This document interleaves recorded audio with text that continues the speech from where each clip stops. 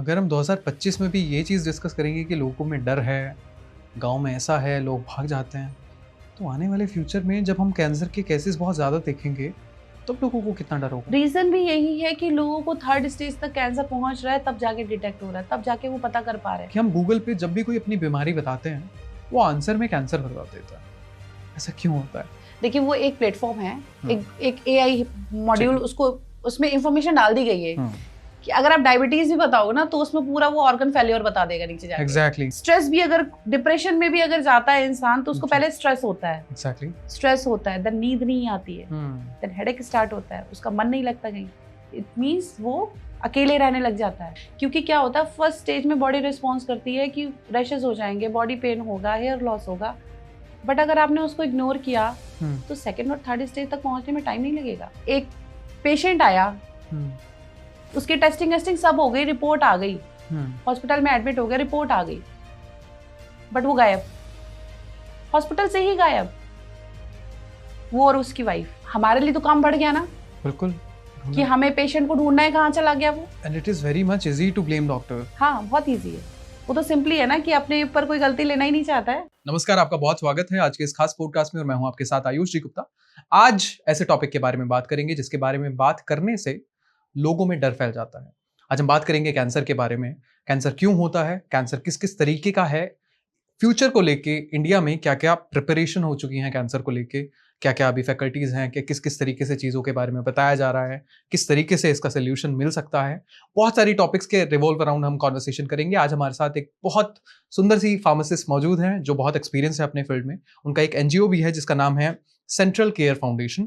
तो आज हम उनके एनजीओ के बारे में बात करेंगे, उनकी जर्नी के बारे में बात करेंगे एंड ओवरऑल हम कैंसर के बारे में बात करेंगे। We have Priya Upadhyay in the studio. Priya ma'am, thank you so much for coming to the studio. कैसे हैं आप? मैं अच्छी हूँ।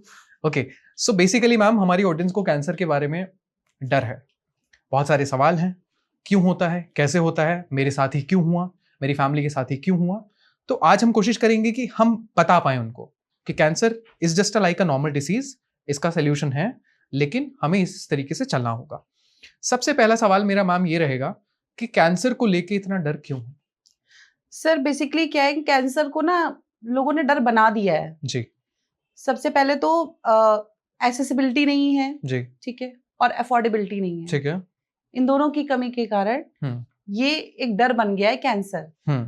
अगर कैंसर फर्स्ट स्टेज में भी होता है ना जी, तो पूरी फैमिली डिस्ट्रॉय होने लगती है। एग्जैक्टली। मतलब मुझे तो ऐसा लगता है कि जिस फैमिली में कैंसर है वहां पर कैंसर पेशेंट से ज्यादा डिप्रेशन आ जाता है सब में, ट्रू, एग्जैक्टली। जिस वजह से उनका मॉरल डाउन हो जाता है। वो किसी से भी डिस्कस नहीं कर सकते। रीजन कि कैंसर की जो ट्रीटमेंट कॉस्ट है वो बहुत एक्सपेंसिव है, मेडिसिन बहुत एक्सपेंसिव आती हैं। और अगर किसी लोअर मिडिल क्लास में अगर हम देखें कैंसर हो गया है तो मरने तक की नौबत आ जाती है सबकी। exactly. मैंने बहुत से केसेस ऐसे देखे हैं जहाँ पे ट्रीटमेंट भी लोगों ने नहीं करवाया है और वो ऐसे ही खत्म हो गए हैं। Very sad. कभी कभार ऐसा भी होता है कि लास्ट स्टेज में कैंसर पता चलता है और पेशेंट खत्म हो जाता है, ट्रीटमेंट करवाने का मौका तक नहीं मिलता है। Just lack of awareness. क्योंकि ये चीज मेरे साथ ही हुई है। मेरे फादर की डेथ हो गई थी। शुरुआत constipation, then piles, then operation, then वो कन्वर्ट हो गया कैंसर। Okay. जिस वजह से मैंने ये एनजीओ स्टार्ट किया है और मैं एक मुहिम लेकर आ रही हूँ कि मुझे अवेयरनेस फैलानी है, लोगों तक वो बातें पहुंचानी है, लोगों को वो मैसेज देना है कि वो भी अपनी हेल्थ पे ज्यादा ध्यान दें, फोकस्ड रहें। कोई भी प्रॉब्लम होती है वो अपने आप को डॉक्टर से चेकअप कराएं, अपने नियरेस्ट फिजिशियन से जाके संपर्क करें जी। और बात रही कॉस्ट की, नो डाउट बहुत कॉस्टली ट्रीटमेंट है इसका, बट कहीं ना कहीं आप किसी संस्थानों से जुड़ें जिससे वो आपकी उस ट्रीटमेंट कॉस्ट को कम कर सके, हेल्प कर सकें आप। ठीक है। क्योंकि क्या प्रॉब्लम ये होती है कि लोग ट्रस्ट भी नहीं करते हैं। सबसे पहले वो डिप्रेशन में आ जाते हैं, स्ट्रेस उन पे इतना ज्यादा होता है। exactly. तो वो उन्हें लगता है कि अब क्या, व्हाट नेक्स्ट। उनको बस ये दिखता है डेथ ही है, बट ऐसा नहीं होता है। बहुत से ऐसे हमारे कैंसर सर्वाइवर हैं जो कि ट्रीटमेंट के बाद भी ठीक हो चुके हैं और वो अपना ख्याल रख रहे हैं और वो हेल्दी हैं, नॉर्मल लाइफ जी रहे हैं। तो कोई भी बीमारी ना सीधे डेथ नहीं होती। एग्जैक्टली। और यही जैसे हमारा हम 1 2 3 4 पढ़ते हैं, बिल्कुल वैसी बीमारी भी हमारी हेल्थ भी 1 2 3 4 पढ़ती है। एग्जैक्टली वो सिम्टम्स देना शुरू कर देती है। ट्रू। एक जस्ट स्ट्रेस भी, अगर डिप्रेशन में भी अगर जाता है इंसान, तो उसको जी। पहले स्ट्रेस होता है, एग्जैक्टली। स्ट्रेस होता है, देन नींद नहीं आती है, देन हेडेक स्टार्ट होता है, उसका मन नहीं लगता कहीं, इट मींस वो अकेले रहने लग जाता है। This is the sign. आपकी बॉडी आपको बता रही है कि तुम डिप्रेशन की तरफ जा रहे हो, बिल्कुल। मत जाओ उधर।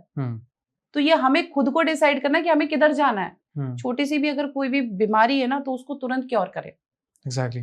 प्रिया मैम, एज अ फार्मासिस्ट आपने कैंसर को लेके कितनी सारे मिथ देखे हैं और जो आज आप इस पॉडकास्ट पे बस्ट करना चाहें? बहुत सारे मिथ है।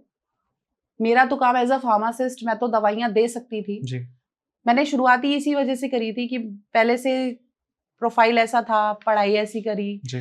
फिर धीरे धीरे जब आप पढ़ते हो, आपको मॉरल सिखाए जाते हैं, जी। आपको ओथ दिलाई जाती है कि आप कभी किसी के साथ गलत नहीं करोगे, कभी बिल्कुल। किसी को गलत दवाई नहीं दोगे। जी। तो हम लोग को ये ओथ दिलाई गई थी कि हम लोग को इस तरीके से, बट शायद मेरा ह्यूमन बिहेवियर ऐसा है कि मैंने बहुत ज्यादा सीरियस ले लिया इसको, कि मैं एक हेल्थ केयर सेक्टर में आ रही हूँ, तो मुझे सच में लोगों के लिए कुछ करना है। एग्जैक्टली। तो शुरुआत बस वही से हुई, दवाइयां देने से, उनको सजेस्ट करने से कि अगर आपको ये प्रॉब्लम हो रही है तो आप इसको लेके ठीक हो सकते हो, या आप ये एक्टिविटी करके आप ठीक हो सकते हो, अगर आप दवाई नहीं लेना चाहते। मेरा कभी भी मोटिव नहीं रहता मैं किसी को दवा सजेस्ट करूं। मेरा मोटिव ये रहता है कि वो इंसान लंबे टाइम तक हेल्दी रहे। बिल्कुल। ठीक है। मिथ ये रहती है, अगर जैसे किसी को भी, जैसे मेरा काम, हमारी एनजीओ का काम क्या है, स्क्रीनिंग का है। ठीक है। प्राइमरी हेल्थ चेकअप ही होता है उसमें। एग्जैक्टली। जिसमें आप ओरल, सर्वाइकल और ब्रेस्ट कैंसर की स्क्रीनिंग आप करा सकते हो। ठीक है। ठीक है। तो कभी कभार फीमेल्स में क्या होता है कि ब्रेस्ट कैंसर की स्क्रीनिंग में हल्की सी अगर गांठ भी आ जाती है, क्या होता है, हमारी बॉडी में बहुत सारे हार्मोन्स होते हैं जो चेंज होते हैं। बिल्कुल। तो वो गांठ बन जाती है, तो वो सोचने लग जाती है ये कैंसर बन रहा है। बट ऐसा नहीं होता है। कभी कभार हार्मोनल इम्बैलेंस की वजह से उसमें गांठ बन जाती है, जिसमें डॉक्टर्स अगर प्रिस्क्राइब करते हैं, कुछ मेडिसिन प्रिस्क्राइब करते हैं और वो ठीक हो जाते हैं। जी। जिसमें ये भी है कि लाइफस्टाइल भी चेंजेस है, कितना स्ट्रेस है, सब कितना काम कर रही हैं, घर भी देख रही हैं, बाहर भी देख रही हैं, तो उनको रिलैक्स मिल ही नहीं रहा है। बिल्कुल। हमारी बॉडी इस तरीके से बनी ही नहीं थी जैसे हम आज काम कर रहे हैं। हम दिन भर काम करते हैं, रिलैक्स नहीं रहता। ठीक है। इवन बेड पे भी जा रहे हैं तो हम फोन चला रहे हैं, वो नहीं करना चाहिए कभी भी। ठीक है। क्योंकि जब तक आप पूरी नींद नहीं लोगे, बॉडी को रिलैक्स नहीं करोगे, काम नहीं करोगे, तब तक आपके जो हार्मोन्स है वो मेंटेन ही नहीं हो पाएंगे। ठीक है। प्रिया मैम, जैसे आपका सेंट्रल केयर फाउंडेशन एनजीओ है, आप ये अमूमन बात है कि आप रूरल एरियाज में भी गई होंगी, आपने देखा होगा कि वहाँ पे केसेस किस तरीके से अलग हैं। क्या हम मान सकते हैं कि जो शहर के एरिया हैं उसके केसेस अलग तरीके से आ रहे हैं as compare to the rural areas? Of course आते हैं, उसका रीजन है जी। सिटी में हमारे पास सारी फैसिलिटीज हैं, ठीक है, और जो रूरल एरिया है वहाँ पे फैसिलिटीज है ही नहीं। इवन वहाँ पे तो मुझे लगता है कि बुखार भी होता है तो लोग जाते नहीं जाते। और अगर गलती से इस तरीके से कैंप वहाँ लग जाते हैं, इवन मैंने ही कई जगह लगाए हैं, तो लोग आते नहीं है। रीजन, उनको लगता है कि अगर हम चेकअप कराएंगे तो हमें कैंसर हो जाएगा। ओके। ये सबसे बड़ी मिथ है। Imagine we are in 2025। हाँ, लोग ये सोचते हैं और ऐसा है भी। लोग, मतलब मैंने बहुत इंडस्ट्रीज में भी मैंने कैंप्स लगवाए हैं। ठीक है। तो वहां पे भी लोग आते, उनको कन्विंस करके हमें लाना पड़ा था कि आप चलो, कैंसर होगा नहीं, सिर्फ टेस्ट है ये। तो लोग तो, जो रूरल एरिया है वहां पे तो लोग आते ही नहीं है ना। बिल्कुल। क्योंकि उनको ये है कि भाई हो जाएगा, और वो ये सोचते हैं कि छुआछूत की बीमारी है। क्योंकि उन पर अवेयरनेस ही नहीं है, उन तक बात ही नहीं पहुंची, मैसेज ही नहीं पहुंचा। लोग आ तो गए वहां से सिटी में भी, बट अवेयरनेस है ही नहीं। मैं आपको एक स्टोरी सुनाना चाहूंगी। एक पेशेंट था, उसका डिटेक्ट हुआ और उसको हॉस्पिटल में एडमिट करा दिया। ठीक है। तो हमारी एनजीओ क्या करती है कि अप टू 5 लाख तक का जो भी फंड होता है वो अरेंज करती है। ठीक है। तो उसमें पेशेंट गया, उसका सब कुछ हो गया, डॉक्यूमेंटेशन सब कुछ हो गया, पैसे भी आ गए। वो कह रहा है पैसे हमें दे दो, चेकअप नहीं कराना, ट्रीटमेंट नहीं कराना, पैसे दे दो हमें। ओके। बट क्यों? क्योंकि उसे लगता है कि उसको कैंसर नहीं है। उसको 5 लाख रुपए चाहिए, ट्रीटमेंट नहीं चाहिए, सैड। क्योंकि उसको ये बात पता है कि मैं तो मर ही जाऊंगा, ये 5 लाख रुपए मेरे काम आ जाएंगे। लेकिन हमारा तो ऐसा काम ही नहीं है। एग्जैक्टली। ट्रीटमेंट का पैसा तो ट्रीटमेंट में लगेगा। बिल्कुल। एक और स्टोरी ऐसी कि एक पेशेंट आया, उसकी टेस्टिंग सब हो गई, रिपोर्ट आ गई, हॉस्पिटल में एडमिट हो गया, रिपोर्ट आ गई, बट वो गायब, हॉस्पिटल से ही गायब, वो और उसकी वाइफ। ओके। अब हमारे लिए तो काम बढ़ गया ना, बिल्कुल। कि हमें पेशेंट को ढूंढना है, कहाँ चला गया वो। ठीक है। सिर्फ डर की वजह से, सिर्फ और सिर्फ डर। मतलब लोगों के अंदर कैंसर को लेकर इस तरीके, इस हद तक डर है कि लोग ट्रीटमेंट तक करवाने से डरते हैं कि मुझे तो मरना ही है, ऐसे क्यों मरूं मैं, जबकि ऐसा नहीं है। इट्स डिपेंड, वैरी करता है स्टेज टू स्टेज कि किस स्टेज में आपका कैंसर है। लेकिन अब तक तो 4th स्टेज तक भी क्योरेबल हो गया है। एग्जैक्टली। क्योंकि बहुत सारी थेरेपीज आ गई हैं, जी। टेक्नोलॉजी आ गई है। नो डाउट पैसे लगते हैं, बट आप ठीक हो सकते हो। अगर आप सक्षम नहीं हो तो उसकी भी अलग अलग है कि हम किस तरीके से आपको हेल्प कर सकते हैं। ठीक है। बट प्रिया मैम, अगर हम 2025 में भी ये चीज़ डिस्कस करेंगे कि लोगों में डर है, गांव में ऐसा है, लोग भाग जाते हैं, तो आने वाले फ्यूचर में जब हम कैंसर के केसेस बहुत ज़्यादा देखेंगे तब लोगों को कितना डर होगा। रीजन भी यही है कि लोगों को 3rd स्टेज तक कैंसर पहुंच रहा है, तब जाके डिटेक्ट हो रहा है, तब जाके वो पता कर पा रहे हैं। क्योंकि क्या होता है, 1st स्टेज में बॉडी रिस्पॉन्स करती है कि रैशेस हो जाएंगे, बॉडी पेन होगा, हेयर लॉस होगा, बट अगर आपने उसको इग्नोर किया तो 2nd और 3rd स्टेज तक पहुंचने में टाइम नहीं लगेगा। बिल्कुल। फिर लोग डॉक्टर्स को दोष देते हैं कि अरे उन्होंने बायोप्सी करा ली थी, इस वजह से फैल गया कैंसर, बट ऐसा नहीं होता है। आपने अपने ट्रीटमेंट में लेट किया, इसलिए फैला cancer. And it is very much easy to blame doctor. हाँ, बहुत इजी है। वो तो सिंपली है ना कि अपने ऊपर कोई गलती लेना ही नहीं चाहता है। बिल्कुल। प्रिया मैम, आपने ये बताया कि रूरल एरियाज में और अर्बन एरियाज में किस किस तरीके की लाइफस्टाइल चेंजेस हैं। अब मुझे जेंडर स्पेसिफिक भी ये चीज़ जाननी है। मतलब क्या ऐसा कुछ है कि फीमेल्स को ये वाली चीज़ ज़्यादा हो रही है, मेल को ये चीज़ ज़्यादा हो रही है? कैंसर के स्पेसिफिकली मैं बात कर रहा हूँ। बिल्कुल, मैं बता देती हूँ आपको। जी। फीमेल्स में जो कैंसर्स बढ़ रहे हैं ना, ब्रेस्ट के और सर्वाइकल के ज्यादा बढ़ रहे हैं। ठीक है। ठीक है, रीजन मैंने बता दिया। उनका सबसे बड़ा स्टार्टिंग रीजन यही है कि हार्मोनल इम्बैलेंस और लाइफ चेंज। ठीक है। अगर वो अपने आप को इस तरीके से ठीक रखती हैं तो कैंसर नहीं हो सकता आपको। क्योंकि आजकल सब स्मोक भी कर रहे हैं, ड्रिंक भी कर रहे हैं, जंक भी खा रहे हैं, हेल्दी लाइफस्टाइल है ही नहीं। अगर एक प्लेट में आपको कैश्यू और आलमंड रखे हुए हैं और एक प्लेट में आपको चिकन रखा हुआ है, तो कोई भी कैश्यू आलमंड्स नहीं खाएगा, वो चिकन ही खाएगा। ठीक है। ठीक है, मैं ये नहीं कह रही कि खाना अलाउड नहीं है, खाना है, बट इट्स लिमिटेड। आप लिमिटेड खाओ। ठीक है। आप वो खाना खाओ जो आपके लिए बना हुआ है। ठीक है। कैसे पता कैसे चलता है विमेन में कि ब्रेस्ट कैंसर की शुरुआत हो गई है?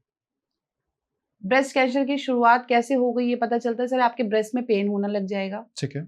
और आपको बहुत सारी चीजें हैं, मैं आपको एक इस तरीके से नहीं डिफाइन कर सकती। अलग बॉडी चेंजेस होते हैं, सिम्टम्स अलग अलग होते हैं, बट आपकी जो ब्रेस्ट होता है उसमें गांठें बनने लग जाती हैं। ओके। वो पेनफुल होता है। ओके। और अगर हम बात करें अलग तरीके से लिक्विड सिक्रीट होने लग जाता है। ठीक है। बहुत सारी चीजें होती हैं। ठीक है। और अगर हम बात करें मेल की, है ना, आदमियों की बात करें, तो उसमें किस तरीके का कैंसर हमने ज्यादा देखा है? आदमियों में बेसिकली सबसे ज्यादा कोलेट्रल कैंसर, फिर ओरल, ठीक है, और दूसरा प्रोस्टेट। आप थोड़ा थोड़ा बता सकती हैं तीनों के बारे में? ओरल कैंसर माउथ का होता है। ठीक है। बेसिकली आप स्मोक कर रहे हो, जी। गुटखा खा रहे हो, रात में दबा के सो गए, ओके, माउथ को क्लीन नहीं किया, ठीक है, तो क्या होगा, धीरे धीरे पहले कट लगता है, फिर ये पूरा माउथ रेड हो जाता है, उसके बाद एक छाला होगा, वो बढ़ता चला जाएगा, ठीक ही नहीं, हील ही नहीं होगा, वो बढ़ता चला जाएगा, तो वो माउथ कैंसर बन जाता है। क्योंकि सब लोग कहते हैं ना, हमारे माउथ में सलाइवा होता है। एग्जैक्टली, हाँ। वो हमारे इंटेस्टाइन को क्या कहते हैं स्मूथ करता है, हमारे बैक्टीरिया जो आते हैं, गुड बैक्टीरिया माउथ के अंदर होते हैं, वो अंदर जाके हमारी गट हेल्थ को इम्प्रूव करते हैं। एग्जैक्टली बोलते हैं ना कि जब हम उठते हैं तो खाली पेट बासी मुंह पानी पीते हैं। जी, तो ये जो टेक्निक थी वो पुरानी थी कि सारा सलाइवा माउथ का अंदर चला जाए ठीक है। और हमारे जो गुड बैक्टीरिया है, क्योंकि एंटीबायोटिक क्रिएट कर देते हैं माउथ के अंदर, तो वो सारी चीजें हमारी अंदर बॉडी को हील करती हैं, ओके, हेल्प करती हैं। ठीक है। ठीक है, तो बेसिकली हम लोग पहले यही करते थे, आज भी करते हैं, बहुत सारे लोग करते हैं, कुछ लोग नहीं करते हैं, जो नहीं, जिनको नहीं पता है वो नहीं करते। तो अब मुंह में आपने गुटखा रख रखा है और फिर आप क्या ही करोगे? आप क्या ही करोगे? रख के आप सो गए, वो अंदर चूना और कत्था और टोबैको क्या कर रहा होगा अंदर? वो तो कट लगाएगा ही लगाएगा। तभी आपने देखा होगा जब जो गुटखा खाते हैं वो प्रॉपर मुंह भी नहीं खोल पाते हैं। बिल्कुल सही बात है। वो उनको अगर बोलोगे ना कि ये 3 फिंगर्स अपने मुंह के अंदर डाल के देखो, नॉर्मल एग्जामिनेशन है, मुंह में डाल के देखो, तो उनका मुंह नहीं खुलेगा। ये शुरुआत होती है आपकी माउथ कैंसर की, ओरल कैंसर की। दूसरा होता है कोलेट्रल, जिसमें आपका क्या कहते हैं कॉन्स्टिपेशन से शुरुआत होती है, ठीक है, और प्रॉपर स्टूल पास नहीं होगा और कॉन्स्टिपेशन स्टार्ट हो जाएगा, कब्ज हो जाएगी, गैस हो जाएगी, फिर उसके बाद धीरे धीरे अल्सर बनता है। ठीक है, फिर उसके बाद जब हार्ड स्टूल पास होगा तो ऑब्वियस सी बात है ब्लीडिंग होगी, जब ब्लीडिंग होगी तो घाव हो जाएगा उधर, ठीक है, और फिर वो कन्वर्ट हो जाता पाइल्स में, पाइल्स के साथ फिर उसके बाद पाइल्स को इग्नोर किया आपने तो वो सीधे कोलेट्रल कैंसर बनता है। इसी तरीके से प्रोस्टेट। ठीक है, तो आपने जो कहा कि पाइल्स को इग्नोर करके वो कोलेट्रल में कन्वर्ट हो जा रहा है, मैम कैंसर को लेके जितना डर है कहीं ना कहीं पाइल्स को लेके भी उतना ही ज्यादा डर है। तभी लोग डिस्कस ही नहीं करते ना पाइल्स को लेकर। पाइल्स एक बहुत छोटी बीमारी है, वो बीमारी भी नहीं है। जस्ट हम ये कहते हैं कि अगर आपकी गट हेल्थ अच्छी नहीं है तो आप कॉन्स्टिपेटेड हो, तो आप उसके लिए ट्रीटमेंट करो। मैं कह रही हूँ एलोपैथी पे नहीं, आयुर्वेदा में करो।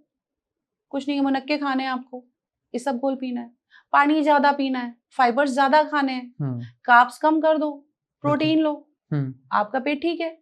हाँ, फिर गट हेल्थ जब आपकी सही रहेगी, गुड हो गई। आप जंक खाना बंद कर दो, स्ट्रीट फूड खाना बंद कर दो, सिंपल आप घर का दाल चावल सब्जी रोटी खाओ ना, आपके लिए जो बनाया गया है वो खाओ ना। ठीक है, प्रोसेस्ड फूड मत खाओ ना, कभी कॉन्स्टिपेशन नहीं होगा। और अगर हो रहा है तो मुनक्के खाओ, भीगे हुए मुनक्के खाओ, अंजीर खाओ, कभी कोई दिक्कत नहीं आएगी।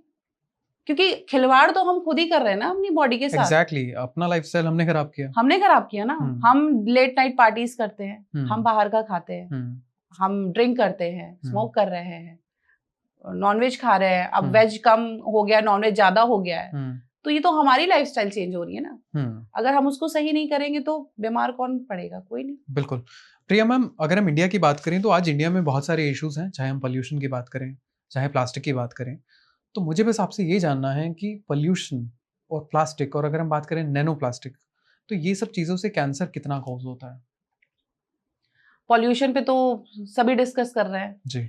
दिवाली आती नहीं है पॉल्यूशन पर डिस्कशन शुरू हो जाता है जी। रीजन उसका वेदर एनवायरनमेंट। एग्जैक्टली। क्योंकि ठंड में ज्यादा बारिश होती नहीं है। ठीक है, जब तक बारिश होती है तब तक पॉल्यूशन कम रहता है। बिल्कुल। और जो डस्ट पार्टिकल्स होते हैं वो आप एयर में ही मूव करते रहते हैं। ठीक है। अभी दिवाली के बाद तो कंडीशन ये हो गई है कि ये बोल रहे हैं सब लोग कि दिल्ली एनसीआर की तो हवा ही नहीं रहने लायक है, छोड़ देना चाहिए, लॉकडाउन लगा देना चाहिए, पॉइजनस हो गई है। तो इस केस में भी हम क्या करेंगे? हम एक कमरे में बैठ के एयर प्यूरिफायर लगा के तो नहीं बैठ सकते ना। बिल्कुल, जाना आना पड़ेगा, आना जाना पड़ेगा जी।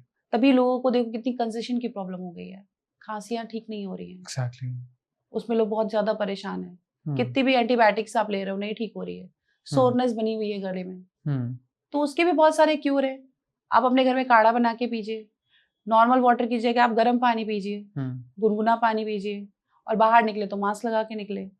उससे लंग, क्योंकि बिकॉज हम जो इनहेल कर रहे हैं उससे हमारे लंग्स अफेक्ट हो रहे हैं। उससे क्या होगा? आपके लंग्स में कार्बन डिपॉजिट होगा। जितना आप बाहर जाओगे उतना ही तो आप इनहेल कर रहे हो। घर के अंदर तो हमने एयर प्यूरिफायर लगा लिया, क्लीन है अंदर, बट बाहर तो नहीं है ना। And that will eventually go to the lung cancer. वो तो इस डिफाइन इस तरीके से हो गया कि जो स्मोकर है, जो नॉन स्मोकर है, इस वक्त दोनों की कंडीशन बराबर है। मतलब मैंने अभी रिपोर्ट पढ़ी कि इंडिया में on an average Delhi NCR में जो बंदा रह रहा है वो पर डे 50 सिगरेट्स वाला स्मोक ले रहा है। तो आपने स्मोकिंग करी हो या नहीं नहीं करी करी, हो, आप बराबर इक्वल हो, आप बराबर हो। इवन बच्चे भी इक्वली इनहेल ही कर रहे हैं। बच्चे तभी बहुत ज्यादा बच्चों के अंदर अगर आप देखेंगे ना तो उनको कोल्ड बना ही है, कोल्ड नहीं ठीक हो रहा है, महीनों लग रहे हैं। जो चीज हम 2 दिन में ठीक कर लेते थे अब महीनों लग रहे हैं, 2-2 महीने लग जाते हैं, बच्चों की खांसी ठीक नहीं हो रही है, कितनी ही एंटीबायोटिक्स देती है। ठीक है। और प्रिया मैम, जो न्यूबॉर्न बेबीज हैं या प्रेग्नेंट लेडीज हैं, उनको भी इम्पैक्ट कर रहा है? ये सबको इम्पैक्ट कर रहा है, सबको इम्पैक्ट कर रहा है, क्योंकि वो है तो ह्यूमन बीइंग ही ना। एग्जैक्टली। इनहेल तो उतना ही कर रहा है ना यार को। वो तो बहुत कम स्ट्रांग है इन चीजों हाँ। से लड़ने के लिए, तो उनको तो तभी ज्यादा उनको सजेस्ट किया जाता है या तो आप घर से बाहर ही ना निकले, या तो आप कहीं ऐसी जगह शिफ्ट हो जाएं जहां पोल्यूशन कम हो। ठीक है। प्रिया मैम, आप फार्मासिस्ट हैं, आपने देखा है गवर्नमेंट कितना रोल प्ले करती है, गवर्नमेंट कोशिश भी करती है कि तरीके से हेल्थ केयर सेक्टर को इम्प्रूव किया जाए, लेकिन क्या दिक्कत है हेल्थ केयर सेक्टर में इंडिया में? हेल्थ केयर सेक्टर में नो डाउट बहुत अच्छा काम कर रही है जी। गवर्नमेंट। इतने अच्छे अच्छे हॉस्पिटल्स बन गए हैं, दिल्ली एनसीआर में आप देखो तो हम्म। बहुत अच्छे हॉस्पिटल, पहले से कंडीशन बहुत अच्छी हो गई है। ठीक है। बट प्रॉब्लम ये है कि पॉपुलेशन बहुत ज्यादा है। हम्म। पॉपुलेशन ज्यादा होने की वजह से भीड़ इतनी ज्यादा है कि डॉक्टर भी परेशान हो चुके हैं, फ्रस्ट्रेट हो जाते हैं वो। तो मेरा सजेशन तो यही है गवर्नमेंट को कि आप जो कर रहे हो बहुत अच्छा कर रहे हो, लेकिन आपको अपने नंबर ज्यादा बढ़ाने चाहिए। Exactly. जैसे नोएडा में हॉस्पिटल है, एक है, दिल्ली में है 4-5 है, उनको और बढ़ाओ ना, उनको और बढ़ाओ। क्योंकि कोई भी हो, मैं कह रही हूँ कोई भी पर्सन, चाहे वो हाई क्लास हो, चाहे वो मिडिल क्लास हो, चाहे वो लोअर मिडिल क्लास हो, ठीक है। पैसे तो सबके लग रहे हैं ना। एग्जैक्टली। और हेल्थ केयर सेक्टर में सबसे ज्यादा तो बैरियर्स हैं, बहुत ज्यादा। अगर कोई भी पेशेंट है, उसको अगर एडमिशन लेना है एम्स में, तो उसके लिए बहुत बड़ा चैलेंज बन जाता है। It's a very big challenge, yes. लोग कहते हैं यार जाओ वहां पे हो जाएगा, बट ऐसा नहीं होता है, बहुत बड़ा चैलेंज है। बीच में एजेंट्स आ जाते हैं। बिल्कुल। वहां पर आप जाओ, देखो एम्स के बाहर कितने सारे एजेंट्स खड़े रहते हैं। वहां से पेशेंट निकला नहीं है बाहर, वो पर्चे लेके खड़े हैं, हम तुम्हें इतने की दवाई दे रहे हैं। अब वो दवाई ओरिजिनल है कि फेक है नहीं पता, उसको ट्रेस करने वाला कोई नहीं है, और ट्रेस कर भी नहीं पा रहा है। ये सारे स्कैम्स बाहर हैं, गवर्नमेंट हॉस्पिटल के बाहर है, जो कि शायद गवर्नमेंट को भी पता है, सबको पता है, बट उस पर काम कोई नहीं कर पा रहा है। रीजन क्योंकि इतना बड़ा होल है कि उसको आप ठीक ही नहीं कर सकते। किसको किसको आप ठीक करोगे, नहीं हो पाएगा। और सबसे ज्यादा तो फेक मेडिसिन का, बिल्कुल, चाहे वो टैबलेट हो, चाहे वो इंजेक्शन हो, चाहे वो लाइफ सेविंग मेडिसिन हो। इंपोर्ट अगर आ रही है, गवर्नमेंट ने अप्रूव करी नहीं लेकिन बिक रही है, बिल्कुल, और डॉक्टर्स लिख रहे हैं। किधर से, क्या करिए गवर्नमेंट, कुछ तो करे। बिल्कुल। प्रिया मैम, आपने फेक मेडिसिन की भी बात करी। अभी रिसेंटली कुछ कफ सिरप्स प्रमोट किए गए थे, विदेश में भेजे गए, उसके बाद मैं गैम्बिया की बात कर रहा हूँ, वहाँ पे बहुत सारे बच्चों की डेथ हो गई उस सिरप को पी के। इस देश का फार्मेसी सेक्टर इतनी गर्दिशों में क्यों है? रीजन उसका ये है कि गवर्नमेंट सपोर्ट बहुत अच्छे से नहीं कर पा रही है इस जगह, क्योंकि जो इंसान है वो चाहता है कि उसको बहुत पैसे मिल जाए बस। ठीक है, रीजन बस यही है। चाहे तो हर बंदा, जो भी हमारी फार्मास्यूटिकल इंडस्ट्री है, यहाँ पे हर तरीके की टेस्टिंग होती है जी, बट कहीं ना कहीं करप्शन तो है ही है, ये तो सबको पता है। तो ये जो मेडिकल इंडस्ट्री है ना, यहाँ पे करप्शन बहुत ज्यादा है, चाहे वो कोई भी हो। नो डाउट गवर्नमेंट ने बहुत अच्छे काम किए हैं करप्शन को कम करने के लिए, बट कहीं ना कहीं फार्मास्यूटिकल इंडस्ट्री पर गवर्नमेंट को एक टीम बैठानी चाहिए, जिससे जो ये फेक मेडिसिन बन रही हैं उसको रोका जा सके। और सबसे बड़ी बात ये कि अगर वो एक्सपोर्ट हो रही है तो उसकी जो अनदर कंट्री है वहां पे टेस्टिंग होना बहुत जरूरी है। इट मींस करप्शन वहां पर भी है, विदाउट करप्शन तो ये मेडिसिन गई नहीं होंगी, है ना। टेस्टिंग विदाउट अप्रूवल नहीं गई होगी। तो हम इसको एक जगह का दोष नहीं दे सकते कि इंडिया का ही मार्केट खराब है। ठीक है, वो गैम्बिया का भी मार्केट खराब है, जहाँ पे उन्होंने करप्शन के थ्रू उन्होंने पास करवा के वो मेडिसिन फॉरवर्ड कर दी। But Priya ma'am, just to blame Gambia is also not the right thing. हम लोगों को अपने देश में जब हम कंपेयर करते हैं अपना आपको यूनाइटेड स्टेट्स से, चाइना से, तो हमें क्वालिटी पे भी ध्यान देना चाहिए। ऑफ कोर्स क्वालिटी पे ध्यान देना चाहिए और गवर्नमेंट को एपीआई अपना खुद बनवाना चाहिए। एग्जैक्टली, जो एक्टिव फार्मास्यूटिकल फार्मास्यूटिकल्स इंग्रेडिएंट्स होते Exactly, हैं अभी हम इंपोर्ट करते हैं, चाइना से आता है। इंडिया में नहीं है फैसिलिटी, तो हम्म। गवर्नमेंट को इस पे काम करना चाहिए और एपीआई खुद का बनाना चाहिए। और हमारी गवर्नमेंट इतना, India is a developing country बोला जाता था, अब तो डेवलप्ड हो चुकी है प्रॉपर, तो गवर्नमेंट को इस पे भी काम करना चाहिए। जो हम चाइना से माल ले रहे हैं वो हमें अपनी इंडिया में खुद ही मैन्युफैक्चर करना चाहिए, तो शायद उसमें क्वालिटी में हम कुछ इम्प्रूव कर सकते हैं। एग्जैक्टली, क्योंकि कहीं ना कहीं सारे देश कॉम्पिटिटर ही हैं, ट्रू, चाहे वो कोई भी कंट्री हो, रशिया हो, अमेरिका हो, जर्मनी हो या चाइना हो, ठीक है, सब कॉम्पिटिटर है। तो सबको अपनी कॉस्ट बचानी है, सबको कमाना है, सबको ग्रो करना है। और इंडिया ही एक ऐसा मुझे लगता है देश है जो सबके सामने आके अब खड़े होने लायक बन चुका है। ठीक है, ठीक है। प्रिया मैम, इंडिया को कहा जाता है pharmacy of the world, and as a pharmacist proud होता होगा कि हाँ this is very good, but in reality हमने लूप होल्स देख लिए हैं over the period of time. As a pharmacist क्या क्या चेंजेस करने की अभी जरूरत है कि हम सही में बने? एपीआई वाली आपने बात कही, तो ऐसे क्या क्या चेंजेस हम करेंगे कि हमें रियल में फार्मेसी ऑफ द वर्ल्ड कहलाया जाना शुरू करे देश? सबसे बड़ा चैलेंज पता है क्या है? जी। जो हमारी नई जनरेशन आ रही है उनको लगता है कि बस पढ़ाई करेंगे और स्टोर खोल लेंगे, ठीक है, बट ऐसा नहीं है। तभी ज्यादा चैलेंजेस आ रहे हैं जी, क्योंकि फुल्ली एजुकेटेड कैंडिडेट जब तक हमें नहीं मिलते तब तक हम कैसे ग्रो करेंगे? एग्जैक्टली। हमारी स्टार्ट कहाँ से होती है? फार्मासिस्ट कहाँ से बनता है? एक कॉलेज से बनता है। ट्रू, ठीक है, सबसे पहले तो फेक डिग्रीज बंद करें, क्योंकि है मार्केट में ऐसा, लोग करवाते हैं रिलेटेड कि आप एडमिशन ले लो और डिग्री आपको मिल जाएगी। ओके, लूपहोल्स तो यहीं से शुरू हो रहा है ना। बिल्कुल। अरे डी फार्मा कर लो, बी फार्म कर लो, बी फार्मा तो नहीं, क्या डी फार्मा बहुत ज्यादा चलता है जी। तो मेरी तो एक रिक्वेस्ट है गवर्नमेंट से कि इसको थोड़ा स्ट्रिक्ट किया जाए। और डी फार्मा में भी ना एडमिशन ऐसे नहीं मिले कि आओ और एडमिशन लो, ठीक है, क्योंकि उन बच्चों को हमें आगे एक साइंटिस्ट बनाना है, तभी तो वो किसी मॉलिक्यूल पे रिसर्च कर पाएगा। मैंने अपना प्रोफेशन जो सेलेक्ट किया, मैं उसके अकॉर्डिंग अपना आगे बढ़ रही हूँ। बट कुछ लोगों जिनको साइंटिस्ट बनना होगा, लोग बी फार्म करते हैं, एम फार्म करते हैं, फिर फार्म डी करते हैं, देन वो साइंटिस्ट बनते हैं। कुछ एजुकेशनल सेक्टर में जाते हैं, कुछ रिसर्च सेक्टर में जाते हैं, कुछ बाहर जाते हैं, बाहर की इंडस्ट्रीज और फार्मास्यूटिकल इंडस्ट्रीज में काम करते हैं। ठीक है, तो सबसे बड़ा बैरियर तो यही है फार्मा का कि उनको कुछ समझा ही नहीं जाता है। तो बच्चों के दिमाग में तो यही रहता है कि भाई ठीक है, डी फार्मा कर लेंगे कि स्टोर खोल लेंगे, कमाएंगे अपना। बिल्कुल। लेकिन अब वो भी खत्म हो जा रहा है। रीजन उसका ऑनलाइन मार्केटिंग। क्या क्या डिफरेंस आया जब से ऑनलाइन सेल्स, मेडिसिन, ये सब चीजें आई हैं? फेक मेडिसिन ज्यादा बढ़ गई हैं। ठीक है। हाँ, क्योंकि मेरे पास जो पेशेंट आते हैं, मैडम दवाई असर करेगी कि नहीं करेगी, सबसे पहले क्वेश्चन यही होता है। ऑफ कोर्स करेगी, हम तो यहाँ से लेते हैं, हमें तो असर ही नहीं कर रही दवाई।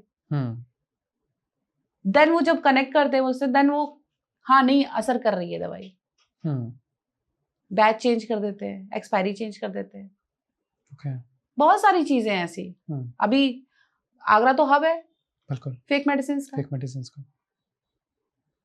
और एक ट्रस्टेड आपका डिस्ट्रीब्यूटर सप्लायर होना चाहिए, या डायरेक्ट कंपनी से अगर आप बाय कर रहे हो तो ट्रस्टेड कंपनी होनी चाहिए। क्योंकि आजकल मैं जैसे देख रही हूँ कि मार्केट में बहुत सारी कंपनीज आ गई third party manufacturing. Exactly, yes.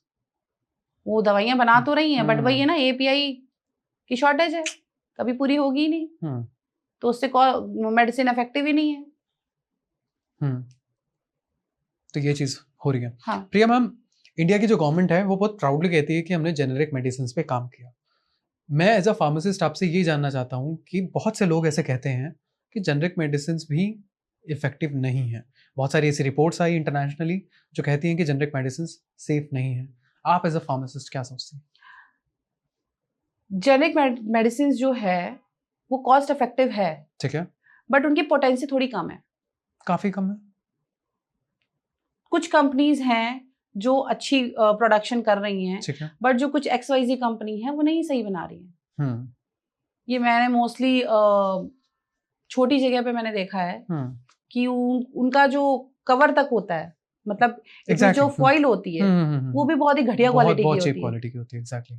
तो उस घटिया फॉइल को यूज करने का मतलब कि मॉइस्चर तो अंदर जा रहा है ना, और मेडिसिन के कंटेक्ट में अगर मॉइस्चर आया तो मेडिसिन तो खराब है, लेकिन पेशेंट तो तब भी ले रहा है, तो इफेक्ट कहाँ से करेगी। दूसरा, कुछ पेशेंट्स ऐसे होते हैं कि वो अपनी डोज ना एक बॉक्स में कलेक्ट कर लेते हैं। वो बॉक्स में भी तो मॉइस्चर आ रहा है ना, मॉइस्चर कंटेंट आया तो आपकी दवा की पोटेंसी कम हो गई।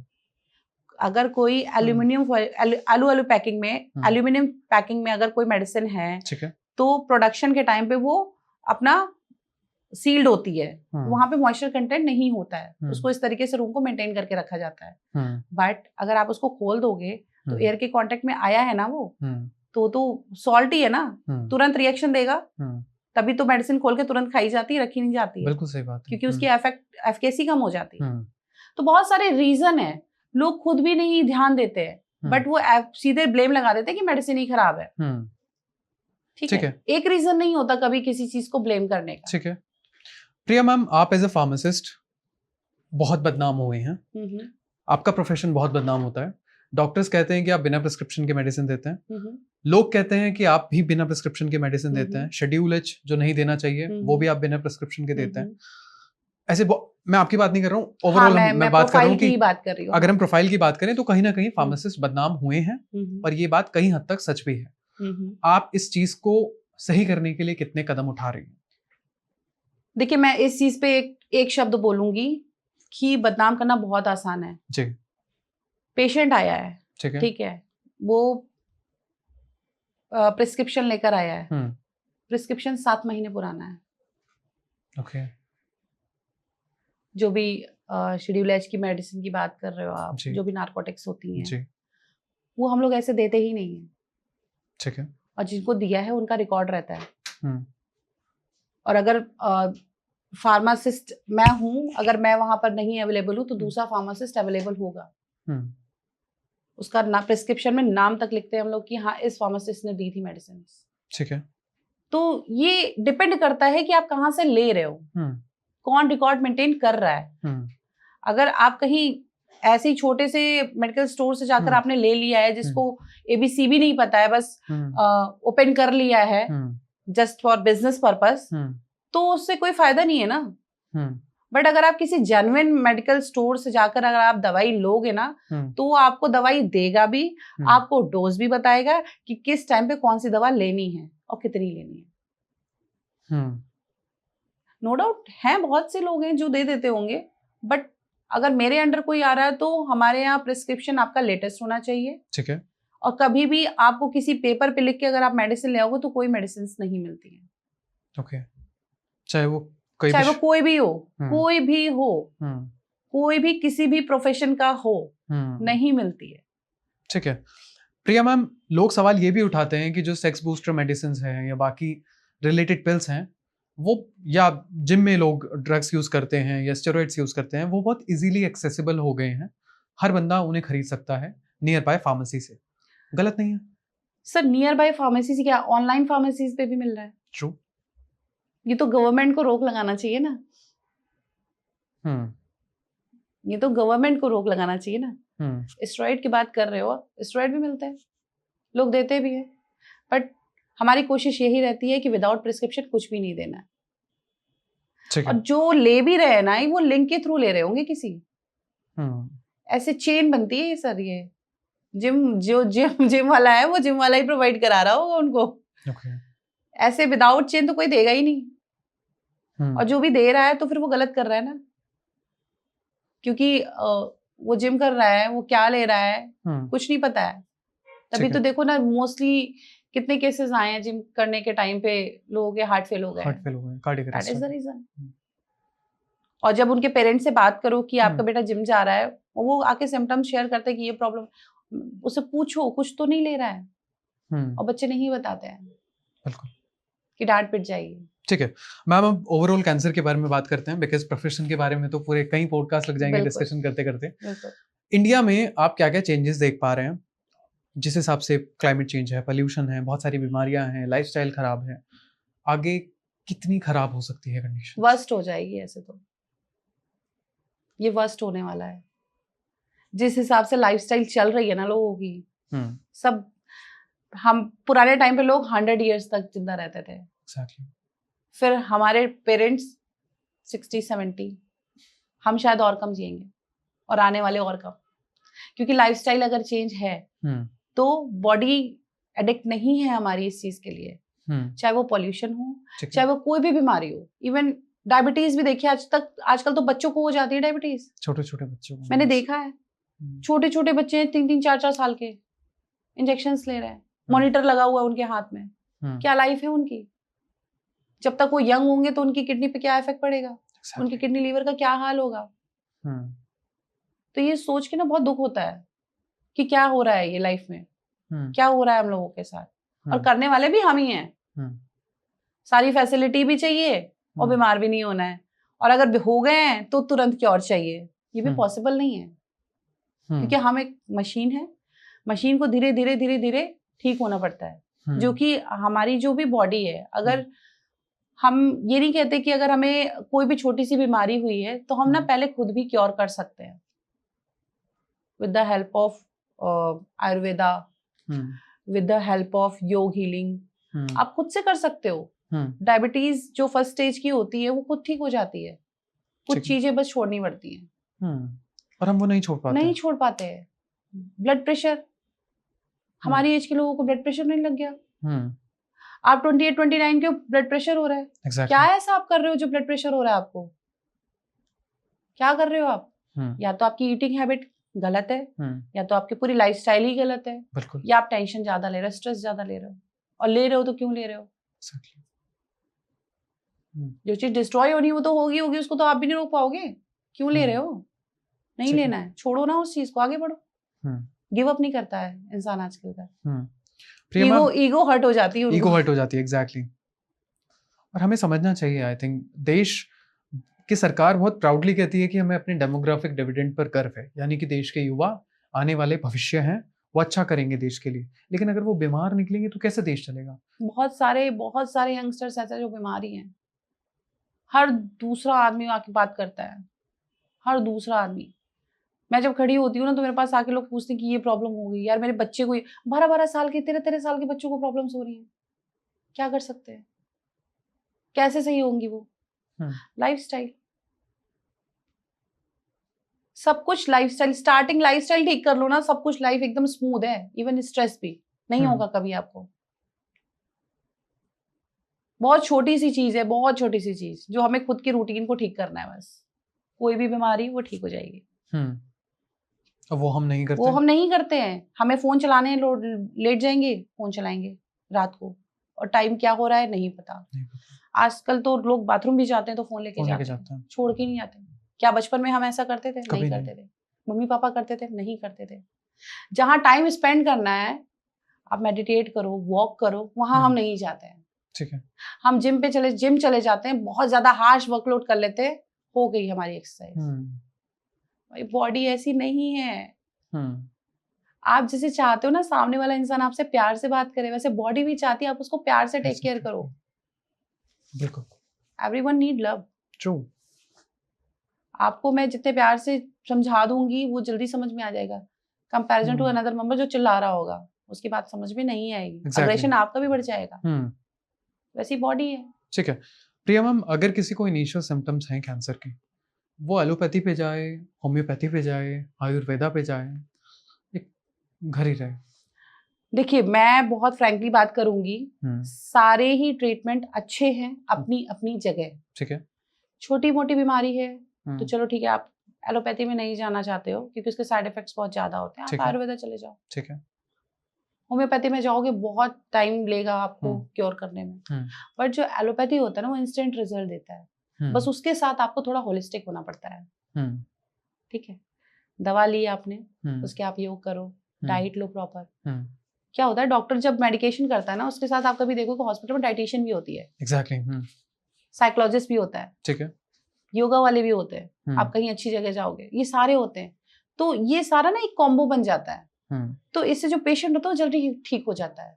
तो जो दवा के आपके होने वाले साइड इफेक्ट होते हैं ना वो क्योर हो जाते हैं। हम्म, तो मेरी प्रेफरेंस यही रहती है कि आज के टाइम पे अगर आपको जल्दी ठीक होना है और अपने आप को ठीक रखना है तो you can go for allopathy. कोई भी जैसे कैंसर जैसा ट्रीटमेंट है, इसमें आयुर्वेदा में इतना अच्छा ट्रीटमेंट नहीं आया है। ठीक है। अगर आप ऑपरेशन की बात करोगे आयुर्वेदा में, आप क्या ऑपरेशन करवाओगे? नहीं हो पाएगा। जो फैक्ट है। होम्योपैथी में क्या ऑपरेशन करवाओगे आप? ठीक है। करेंगे तो हमारे सर्जन ही ना, जो एलोपैथी में है। ठीक है। नो डाउट उसके साइड इफेक्ट्स हैं, बट उसको भी क्योर करने के लिए हमारे योगा ट्रेनर्स हैं, डाइटिशियंस हैं, साइकोलॉजिस्ट हैं, जो आपको पूरी तरीके से प्रोटेक्ट करेंगे। ठीक है। अलग अलग थेरेपीज होती हैं, वो करवाओ आप। ठीक है मैम, रिसेंटली नवजोत सिंह सिद्धू की वाइफ को हुआ था कैंसर, एंड उन्होंने बाद में प्रेस कॉन्फ्रेंस करके बोला कि अगर मेरी वाइफ को किसी ने बचाया है तो वो था आयुर्वेदा। ऑल्दो मेडिसिन भी उन्होंने ली थी, लेकिन इस तरीके से क्या आपको नहीं लगता कि सिर्फ आयुर्वेदा से काम नहीं चलेगा? सर देखिए, मैं इस पे मैं कोई भी कमेंट नहीं करना चाहूंगी। ठीक है। बट मैं एक आपको एक कंसेप्ट बताती हूँ, जो मैंने अभी आपको जैसा बताया है, होलिस्टिक ट्रीटमेंट। एग्जैक्टली। जिसमें आपका एलोपैथी भी इंक्लूड रहेगा, और आपके जो हमारे योग हो गए, डाइटिशियन डाइट चार्ट बनेगा, उसमें आपका क्या आयुर्वेदा ही तो है। ठीक है। बॉडी के अकॉर्डिंग, बीमारी के अकॉर्डिंग आपका खाना पीना, आयुर्वेदा क्या है? आयुर्वेदा भी तो वही है, basic lifestyle. Basic lifestyle. Ayurveda में अगर वो कोई काढ़ा बना रहे हैं तो आपके किचन से ही तो बना रहे हैं। तो जो डाइटिशियन खाना आपको सजेस्ट कर रही है वो भी आपके किचन से ही तो कर रही है। वो ये नहीं कह रही है कि आपको बाहर स्ट्रीट फूड जाके खाना है। होलिस्टिक अप्रोच लेके चलनी पड़ेगी। होलिस्टिक अप्रोच लेके चलेंगे तो आप डेफिनेटली क्योर होंगे, आयुर्वेदा प्लस एलोपैथी दोनों। लेकिन अगर आप ये सोचो कि आप ऑपरेशन करवाओगे आयुर्वेदा वाले से, तो ये पॉसिबल नहीं है। ठीक है। आने वाली जो जनरेशन है वो अगर ये पॉडकास्ट देख रही है तो उसको आप किस तरीके से समझा सकते हैं ताकि वो कैंसर जैसी बड़ी बीमारी से बच सके? आने वाली जनरेशन को मैं बस ये मैसेज पहुंचाना चाहूंगी कि आपको अपनी लाइफस्टाइल पे थोड़ा ज्यादा ध्यान देना है और स्ट्रेस कम लेना है। प्रॉब्लम सॉल्विंग बनो, क्रिएटिंग नहीं।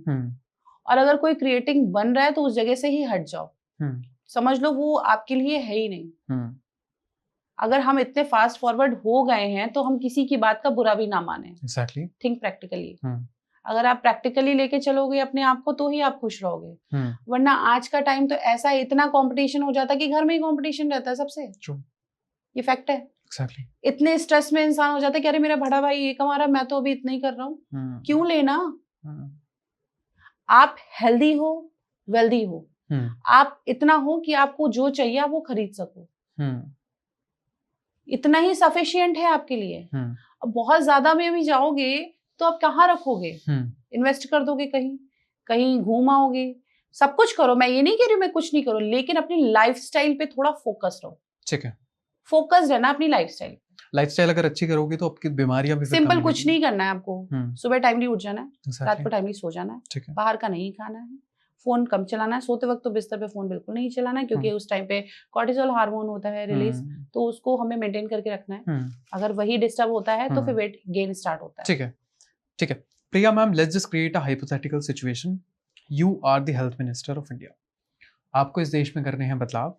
आप क्या क्या चाहती हैं कि अर्जेंटली ये तो जरूरी है करना, क्या क्या आप करना चाहेंगे? सबसे पहले प्राइमरी हेल्थ केयर सिस्टम जो है हमारा, उसको इंक्रीज करना है। ठीक है। वहाँ पे एक डॉक्टर्स की टीम बैठानी है, ठीक है, जो कि चेकअप वगैरह इजिली और फास्टली करते रहे। ठीक है, कंटिन्यूअस लेवल पे। और मोबाइल वैन्स होनी चाहिए। एग्जैक्टली। ठीक है, जो कि मेडिकेशन डोनेट कर सके। उस वहाँ पर डॉक्टर हो एक, जो स्लम एरिया में जाके, अगर पर्टिकुलर एरिया नहीं है तो मोबाइल वैन्स होनी चाहिए, तो वहाँ पे जाके वो अपना ट्रीटमेंट करा सके एक पर्टिकुलर टाइम पीरियड। ठीक है। दूसरा, डायग्नोस्टिक टेस्टिंग पे बेसिकली फोकस होना चाहिए। मेडिकेशन तो है, चलो ठीक है, बट टेस्टिंग पे फोकस ज्यादा होना चाहिए, क्योंकि जब भी कोई भी बीमारी डिटेक्ट होती है, नेक्स्ट स्टेप उसका टेस्टिंग होता है। और टेस्टिंग ही इतनी महंगी होती है कि इंसान परेशान हो जाता है। अगर उसने 10,000 का बिल देख लिया तो वो तो ये सोचेगा ना कि मेरी तो पूरे महीने की कमाई 10,000 है, कहाँ जाएगी? और वो इंश्योरेंस भी नहीं कराते, अपनी पॉकेट से खर्च करते हैं। ऐसे में कई लोगों के तो घर भी बिक जाते हैं और इंसान भी नहीं बचता।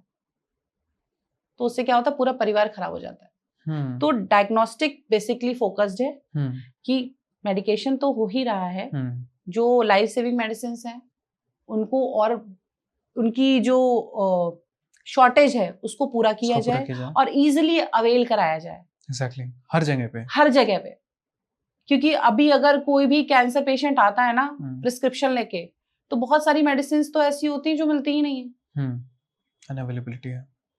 फिर उसके सब्स्टिट्यूट ढूंढे जाते हैं। ठीक है। इसमें कोई बुराई नहीं है, बट जो कैंसर पेशेंट होता है उसके माइंड में ये होता है कि डॉक्टर ने यही लिखी, मुझे यही चाहिए। बिल्कुल।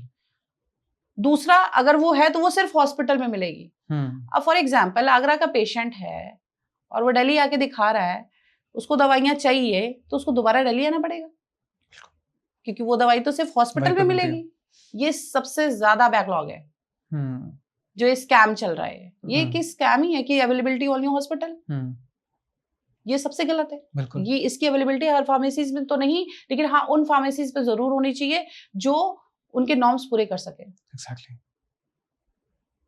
चाहे वो टैबलेट्स हो, चाहे वो हम्म, इंजेक्शंस हो, हम्म, चाहे वो कोल्ड चेन वाली हो, हम्म, हर तरीके की मेडिसिन होनी चाहिए। ठीक है।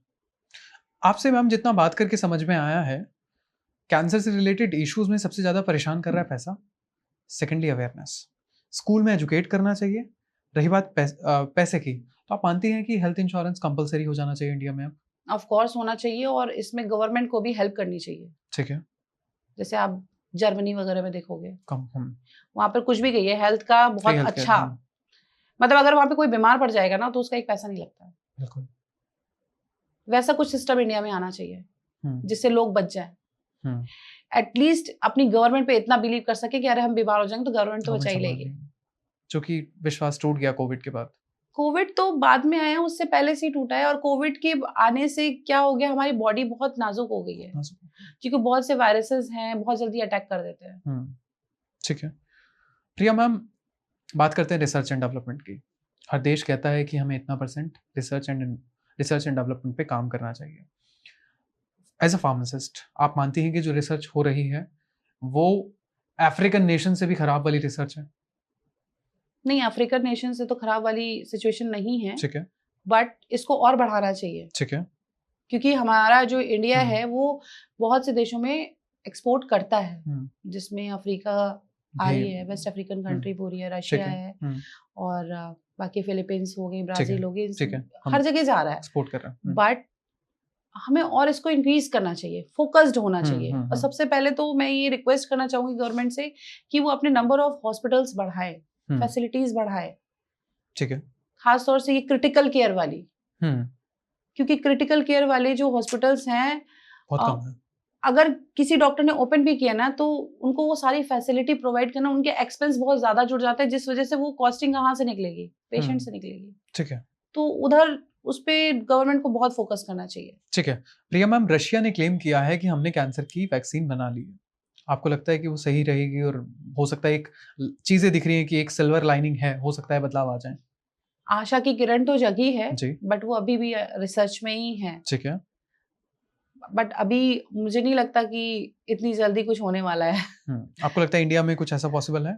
ऑफ कोर्स पॉसिबल है, इंडिया में इतने साइंटिस्ट बैठे हुए हैं, सब जी। रिसर्च कर रहे हैं, हम्म, बहुत अच्छा कर रहे हैं, बट हम्म, हाँ थोड़ा वही है ना, आपको इसको बढ़ावा देना पड़ेगा, प्रेशर डालना पड़ेगा, तब जाके चीजें हो पाएंगी। इतना इजी नहीं है किसी भी मॉलिक्यूल को रिसर्च करना। एग्जैक्टली। प्रिया मैम, जब ओवरऑल हम फार्मेसी की बात करते हैं तो हम जो फार्मा कंपनीज हैं उनकी भी बात करते हैं। लोग अक्सर कहते हैं कि फार्मा कंपनी खुद नहीं चाहती कि पेशेंट ठीक हो। ये बात सच है? मैं इस चीज को नहीं मानती। उसका रीजन है कि फार्मास्यूटिकल कंपनी ही उसको प्रोडक्शन कर रही है, बिल्कुल। इन्वेंशन कर रही है, और हम उसको कंज्यूम भी कर रहे हैं। जैसे फॉर एग्जांपल अभी ORS का जो चल रहा ठीक था, है। हमें पता था कि वो सिरप है जस्ट, लेकिन हम फिर भी बाय कर रहे थे। Exactly. रीजन, फार्मास्यूटिकल इंडस्ट्री ने तो नहीं बोला कि आप उसको बाय करो। जब हम कुछ बाय करते हैं तो हम पीछे कंटेंट्स देखते हैं क्या पड़ा हुआ है। हमें पता है वो सिरप है जस्ट, क्यों ले रहे हो आप? क्योंकि वो सस्ता है। एग्जैक्टली। सबसे ज्यादा पता है प्रॉब्लम कहाँ आती है? सस्ते और महंगे की, चाहे वो कोई भी हो, हर चीज में। ठीक है। अगर कोई ABC कंपनी है, उसकी दवाई का जो प्राइस है वो 750 है, और कोई XYZ कंपनी है सेम सब्स्टिट्यूट के 250 रुपए की। रीजन, लोग ये बोलते हैं कि ब्रांडिंग की वजह से, अपनी मार्केटिंग की वजह से उसकी कॉस्ट बढ़ा दी। नो डाउट बढ़ाएगा, बट कहीं ना कहीं प्रोडक्शन कॉस्ट भी तो बढ़ रही है ना उसकी, Exactly. क्योंकि जो पैरामीटर्स होते हैं उस स्टेज से गुजर रही है कि नहीं गुजर रही है। लेकिन जो हमारी जो जनता है वो ये समझने को रेडी नहीं होती है, क्योंकि आजकल सोशल मीडिया ने सबको बहुत ज्यादा अल्ट्रा एजुकेट कर दिया है। बिल्कुल, आपने सोशल मीडिया की बात की प्रिया मैम। सोशल मीडिया से पहले की अगर हम बात करें तो झोला छाप बोला जाता था, क्वैक कहते थे। एंड अगर हम बात करें तो आजकल सोशल मीडिया पर ऐसे बहुत से लोग हैं जो नाम के आगे डॉक्टर लगा लेते हैं, बट वो चीज़ बताते हैं सिर्फ वो रील के लिए वायरल हो सकती है, लेकिन इन रियलिटी उससे कुछ नहीं फर्क पड़ता। आप ऐसे लोगों को क्या कहना चाहोगे? मैं सबसे पहले तो मैं रिक्वेस्ट करूंगी अपनी जनता से कि ऐसी रील्स को बिल्कुल भी ना देखें। जी, सबसे पहली बात, ठीक है। कि कभी उसका प्रोफेशन कुछ और हुआ करता था, फिर वो कंटेंट क्रिएटर बना, उसने हेल्थ केयर टॉपिक उठाया और वो चालू हो गया, क्योंकि उनको नॉलेज बिल्कुल भी नहीं होती है। वो वायरल तो हो जाते हैं बट उनको नॉलेज बिल्कुल भी नहीं है। अगर आप उनसे बैठ के बात करोगे ना तो उनको कुछ नहीं पता होगा, वो ब्लैंक होंगे। तो ऐसे लोगों को तो पहले बात बिल्कुल फॉलो मत करें। ठीक है। जो भी आपको हेल्थ केयर से रिलेटेड इंफॉर्मेशन दे रहे हैं वो सच में डॉक्टर हैं या सच में बैकग्राउंड उनका है ऐसा, उनको ही फॉलो करें, चाहे वो कोई भी प्लेटफॉर्म हो। ठीक है।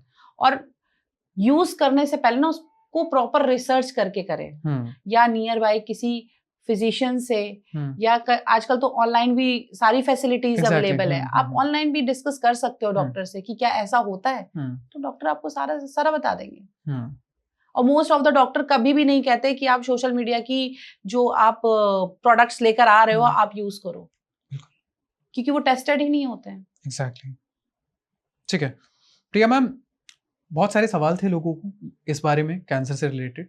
एक सवाल लेकिन जो सबसे अतरंगी था वो ये था कि हम गूगल पे जब भी कोई अपनी बीमारी बताते हैं वो आंसर में कैंसर बता देता है, ऐसा क्यों होता है? देखिए वो एक प्लेटफॉर्म है, एक एआई मॉड्यूल, उसको उसमें इंफॉर्मेशन डाल दी गई है कि अगर आप डायबिटीज भी बताओगे ना तो उसमें पूरा वो ऑर्गन फेल्योर बता देगा नीचे जाके। एग्जैक्टली। ठीक है, तो सबसे बड़ी मिथ है ये चीज, आप बिल्कुल भी डरे मत इस चीज से। वो जस्ट एक इंफॉर्मेशन है। ठीक है, वो जस्ट एक इंफॉर्मेशन है, वो आपको जस्ट बता रहा है कि अगर इसको इग्नोर किया तो ये होगा, अगर इसको इग्नोर किया तो ये होगा। ऐसा तो हार्मोनल इम्बैलेंस या पीरियड्स रेगुलर होते हैं, डजंट मीन कि आपको सर्वाइकल कैंसर होने वाला है या एंडोमेट्रियोसिस है, वो भी उससे भी बोल देते हैं लोग कैंसर हो जाएगा। नहीं, ऐसा कुछ भी नहीं है, कुछ भी नहीं है। ये जितनी चीजें हैं, आप अपनी लाइफ ठीक रखो, सही टाइम पे उठो, खाओ पियो, सो, सब ठीक हो जाता है। ठीक है प्रिया मैम, रिसेंटली मैं एक एनजीओ के लिए वॉलंटियर बन के गया, तो उसमें हमने महिलाओं से सवाल किए regarding with respect to their period health. उनके हस्बैंड भी वहाँ पे आए हुए थे, लेकिन उनके हस्बैंड ने मुझे स्पेसिफिकली ये बोला कि कोई लेडीज से ही बात कर पाएंगे हम। ये जेंडर डिवाइड क्या आपने अपने एनजीओ के थ्रू भी देखा है, नोटिस करते हुए? मैंने ऐसा कुछ अभी देखा नहीं है जी। ना मेरे साथ अभी ऐसा हुआ है। ठीक है। लोग मुझसे आकर खुद डिस्कस करते हैं, और जो भी फीमेल मेंबर होती है हमारे एनजीओ में या स्क्रीनिंग कराने के दौरान आ रही, मैं खुद उनको आगे से जाके बोलती हूँ कि अगर आपको कोई भी इससे रिलेटेड प्रॉब्लम है तो आप मैम से डिस्कस कर सकते हो। क्योंकि हमारे साथ जो टीम होती है वो प्रॉपर डॉक्टर की टीम होती है, गायनेकोलॉजिस्ट होते हैं, ऑन्कोलॉजिस्ट होते हैं, सभी मतलब प्रोफेशनल्स डॉक्टर है। तो आप उनसे डायरेक्टली वहां पे जाके, और ऐसा नहीं है कि वो आपको प्रिस्क्रिप्शन में दवाइयां नहीं लिखेंगे। अगर कुछ इन्फेक्शन भी होता है ना तो दे विल सजेस्ट कि हाँ आपको ये दवाइयां लेनी है। और स्क्रीनिंग के बाद अगर कुछ भी सर्वाइकल स्क्रीनिंग के दौरान अगर कोई भी दिक्कत आती है, हमें दिखता है कि इन्फेक्शन है, तो हम उनको मेडिसिन भी प्रिस्क्राइब करते हैं। ठीक है प्रिया मैम, अगर किसी इंसान को जो ये पॉडकास्ट देख रहा है उसकी फैमिली में किसी को कैंसर है, तो आपका एनजीओ उनको किस तरीके से हेल्प कर सकता है? मेरा एनजीओ उनको सेकंड ओपिनियन, अगर कैंसर पहले से ही है जी, तो उनको सेकंड ओपिनियन मिल सकता है हमारे एंड से। ठीक है। मेडिसिन में हम उनकी हेल्प कर सकते हैं। ठीक है। जो बहुत ही कॉस्टली मेडिसिन आती हैं उनमें हम आपको मार्जिन फ्री मेडिसिन दिलवा सकते हैं। दूसरा, अगर कोई फंडरेजर हमारे पास आया है, उसको वो डोनेट करना चाह रहा है, तो हम उसको फ्री ऑफ कॉस्ट भी में कन्वर्ट कर सकते हैं। ठीक है। But it's depend. और दूसरा ये कि हम ये पहले देखेंगे कि किस स्टेज में उनका कैंसर है। Exactly. क्योंकि हमारे डॉक्टर्स भी ना तब तक नहीं बात करते जब तक उनको पूरी प्रोफाइल नहीं पता चलती पेशेंट की। और बिकॉज ये हेल्थ से रिलेटेड है, हेल्थ के साथ साथ इमोशंस और मेंटली सपोर्ट, बहुत सारी चीजें हो जाती हैं। इंसान को बिखेरना नहीं है, समेटना है, बिल्कुल। उसको तोड़ना नहीं, जोड़ना है। उसको इतना मजबूत बना के रखना है कि वो बीमारी वो खुद ही ठीक कर ले। ठीक है। क्योंकि हम जैसा सोचते हैं वैसे ही हमारी बॉडी रिएक्ट करती है। बिल्कुल। कभी हम निगेटिव होते तो पूरी बॉडी निगेटिव हो जाती है। अगर निगेटिव सिचुएशन और हम पॉजिटिव हैं तो हमारी बॉडी पॉजिटिव ही रिएक्ट करती है, पॉजिटिव ही हमारे साथ होता है। ठीक है। प्रिया मैम, अभी तक जो आपका एनजीओ वर्क कर रहा है, बहुत अच्छा काम कर रहा है, लोग बहुत अप्रिशिएट भी करते हैं, बट मुझे जानना था कि गवर्नमेंट का सपोर्ट आपको कितना मिला? सर अभी मेरे एनजीओ को 1.5 साल हुए हैं और मुझे गवर्नमेंट की तरफ से क्या, मुझे किसी से भी सपोर्ट नहीं मिला है। ये मैं अपने फंड से ही कर रही हूँ। उसके लिए हम लोग खुद से निकालते हैं पैसे। और जो भी एक्सपेंसेस होता है वो हम खुद ही बियर करते हैं। और ऐसे ही अभी काम चल रहा है। जो भी मेडिसिन डोनेशन का भी काम करती हूँ तो मैंने निकाल रखा है बजट कि मैं इतना कर सकती हूँ, क्योंकि वो हमारी सेविंग्स में से ही आ रहा है। तो ये सारी चीजें तो हम अपनी पॉकेट से ही कर रहे हैं। अभी हमें सपोर्ट 1 रुपए का भी नहीं मिला कहीं से भी।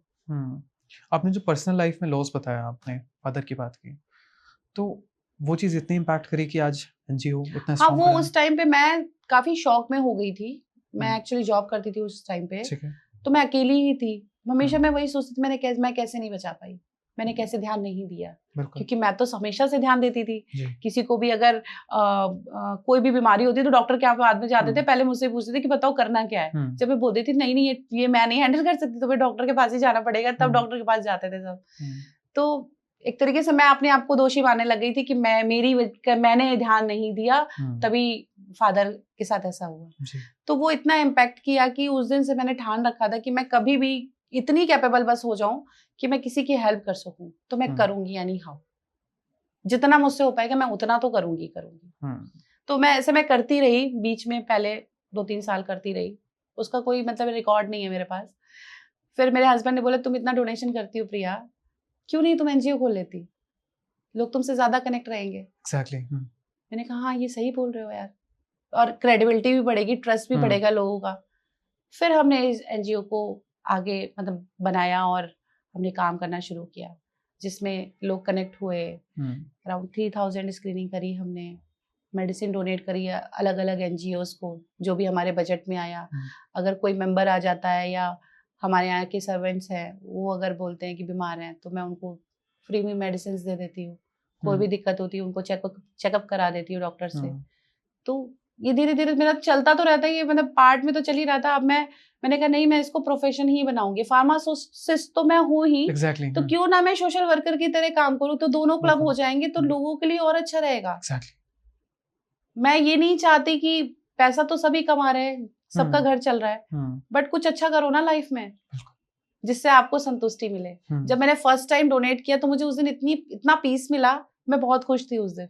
ऐसा लग रहा था पता नहीं कहाँ से मुझे इतनी खुशी मिल गई है। फिर धीरे धीरे ना ये हैबिट में आ गया, तो वो कंटिन्यूस चल ही रहा है। प्रिया मैम, क्या कोई पेशेंट की जर्नी आप बता सकती हैं जिसने आपकी जर्नी को इंस्पायर किया हो और आज? पेशेंट की स्टोरी ऐसे नहीं है कोई भी, बट हाँ हम पेशेंट से मिलते हैं और उनसे जब बात करते हैं और जब हम उनकी आंखों की तरफ देखते हैं ना कि कितनी आशा करते हैं ये हमसे, वो चाहते हैं कि हम उनके लिए कुछ करें, क्योंकि वो उस स्टेज पे नहीं है कि वो कुछ हमारे लिए कर पाएंगे। Exactly. तो बस वही जो आशा की किरण है ना, मैं उनकी वो आशा की किरण हूँ कि मैं उनके लिए कुछ कर पाऊंगी। और जब आप देखते हो ना, जब आप उस जगह खड़े होते हो और आप जब देखते हो तो आपको खुद में इतना पीस मिलेगा कि देखो सामने वाला मुझसे क्या चाह रहा है, मैं क्यों नहीं कर पा रहा हूँ। अगर भगवान ने मुझे ये जरिया बना के भेजा है ये चीज करने के लिए, तो मैं क्यों ना करूं। मेरे पास सारी चीजें हैं, तो मेरा ज्ञान मेरे पास है, सारी पढ़ाई मैंने मेडिकल की कर रखी है, दवाइयां मैं दे ही सकती हूँ, मैं बता सकती हूँ, तो मैं ये अवेयरनेस का काम क्यों नहीं कर सकती। मैं स्क्रीनिंग का काम क्यों नहीं कर सकती। मैं ये नहीं कह रही कि मैं ऑपरेशन करने जा रही हूँ, डॉक्टर्स हैं हमारे पास, डॉक्टर्स की टीम है प्रॉपर, बट मैं लोगों को उनसे कनेक्ट तो करा सकती हूँ ना। मैं तो बस एक मीडिएटर का काम कर रही हूँ, पेशेंट को डॉक्टर से कनेक्ट कराना। बहुत से लोग ऐसे होते हैं जो मतलब मेरे बात करने पे चले जाएंगे डॉक्टर के पास, मैं सिर्फ बात करती हूँ कि आप ठीक रहो बस, मेरा कोई फायदा नहीं है, आप ठीक रहोगे आपके परिवार वाले खुश रहेंगे, बस इतना कहने पे भी वो चले जाते हैं और फिर फोन करके बोलते हैं प्रिया मैं पहुंच गया या मैं पहुंच गई, तुमने अच्छा सजेशन दिया था। दे वर हैप्पी कि हाँ कुछ आगे होने से पहले ही हमने उसको Exactly. रोक दिया, क्योर कर दिया। ठीक है प्रिया मैम, आपके फादर जहाँ भी होंगे खुश होंगे आज ऑफ कोर्स खुश होंगे, आपकी सक्सेस को देख के, ऑफ कोर्स, आपकी प्रोसेस को देख Of के कि आप course. किस तरीके से काम कर रही हैं, ऑफ कोर्स बहुत खुश होंगे, आपको अच्छा लगता है? बहुत अच्छा लगता है। ठीक है, let's just play rapid fire ma'am. कुछ छोटे छोटे सवाल मैं आपसे करूंगा, ठीक है, 1 वर्ड 2 वर्ड या मैक्सिमम 1 लाइन में आप उनका जवाब दीजिएगा। ठीक है। ठीक है, शुरू करें। एक्साइटेड? चाय या कॉफी? चाय। ओके, चाय फॉर ऑब्वियस रीजंस। ठीक है, सबसे dangerous cancer? Mouth cancer. Mouth cancer. ठीक है, सबसे fast growing cancer? Colon cancer. Cancer. ठीक है, टोबैको या अल्कोहल सबसे biggest Tobacco. Culprit? Tobacco. Alcohol से फिर भी बचा जा सकता है? टबैको क्या करता है, माउथ ही काट देगा। Exactly, true. अल्कोहल तो है। स्टमक पे एक्ट करेगा। ठीक है, एचपीवी वैक्सीन, यस या नो?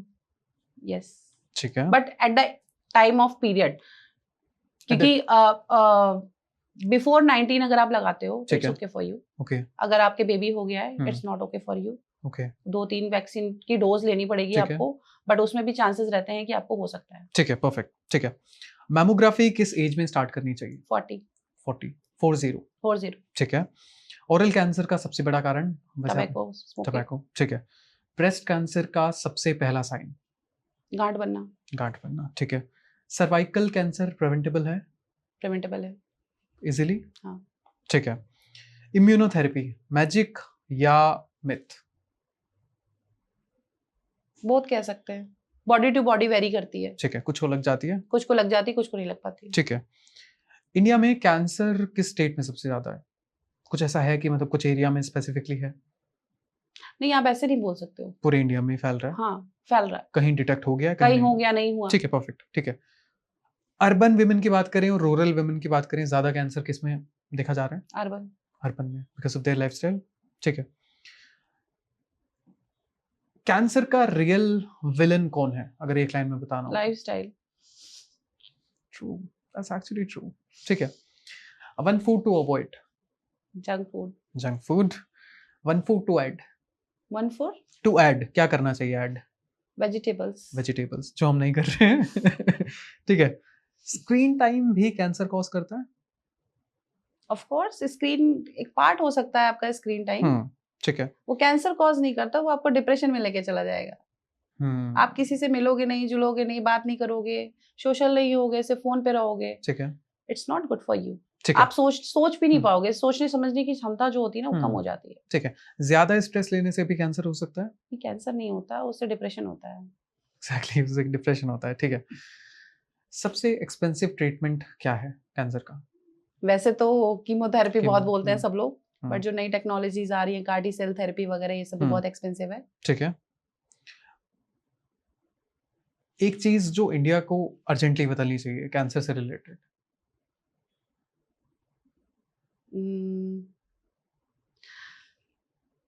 मेडिकेशन, जो भी लाइफ सेविंग मेडिसिन हैं उसको इजीली अफोर्ड कराया जाए, ठीक है, लोगों तक पहुंचाया जाए। ठीक है, कैंसर का फ्यूचर ब्राइट या डार्क?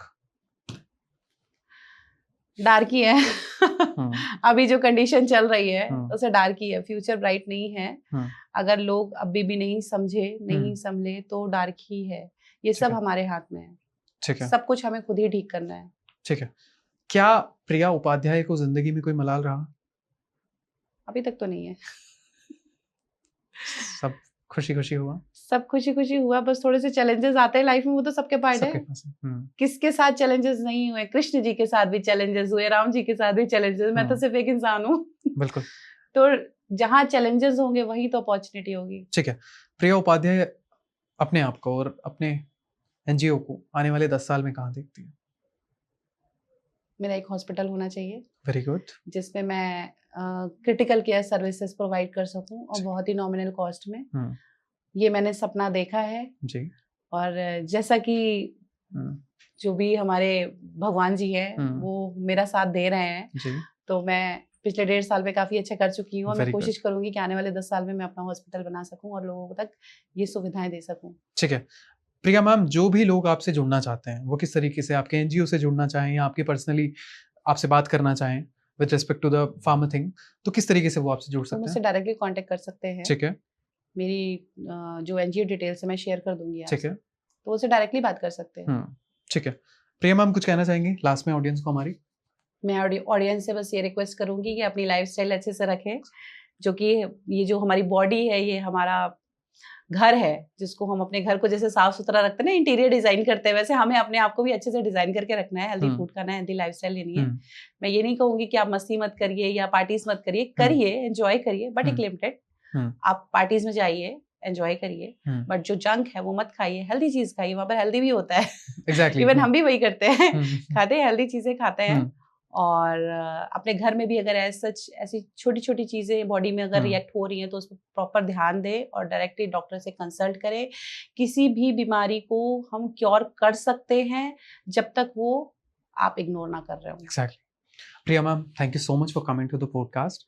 आपने इतनी सारी चीज़ें आज डिटेल में बताई हैं कि हमारी ऑडियंस को सही में समझ में आया होगा कि कैंसर भी प्रिवेंटेबल है और अपनी लाइफस्टाइल को थोड़ा सा सही करके भी आप इन चीज़ों से बच सकते हैं। Thank you so much ma'am podcast में आने के लिए, बहुत मज़ा आया आपसे बात करके। Thank you so much for inviting us. Thank you so much ma'am, and I believe कि हम दोबारा से पॉडकास्ट करेंगे।